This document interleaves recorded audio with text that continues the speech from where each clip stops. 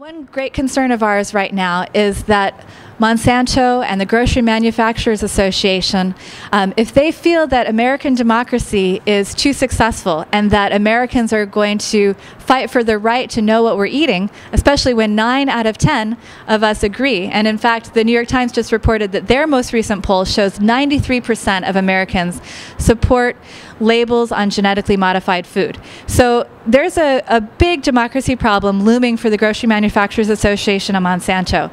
They are in trouble. We are going to label GMOs in this country.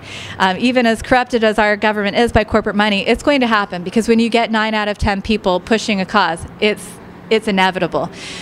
So what the Obama administration is working on right now is negotiating trade deals with Europe, trade deals with countries around the Pacific, including Japan, which has labels on GMOs just like Europe does, and which acts quickly when we have GMO contamination scandals in the United States, like unapproved GMO wheat into our what is a normally non-GMO wheat supply in the United States. So Japan stopped allowing U.S. wheat imports at all, and Europe heavily regulates GMOs, and Peru, which is part of the Trans-Pacific Partnership, one of the trade deals that the Obama administration is negotiating right now. Peru just put a 10-year moratorium on all GMOs. This is a problem for Monsanto and the Grocery Manufacturers Association. They don't want to have to deal with countries that are rejecting U.S. GMOs.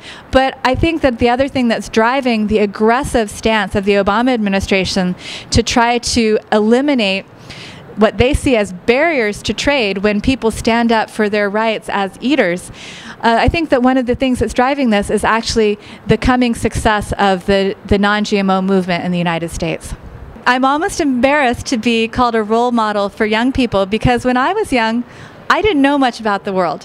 When I was as a law student, my diet was Mountain Dew and Doritos and a lot of takeout Chinese food, and I was vegetarian because I wanted to feed the world and I couldn't stand the thought of the rainforest being cut down for cattle grazing, but I didn't think much about my own health. And the young people that I meet today really understand that it's not just about saving the world, it's about saving your health and teaching other people how to have a healthy diet, because that's not guaranteed in the United States anymore. When I was young, there's certainly plenty of junk food, but it wasn't genetically modified. Certainly plenty of fatty meats and animal products, but they didn't all come from factory farms. But now, almost all of our food is genetically modified and or comes from a factory farm. And this is obviously horrible for the planet.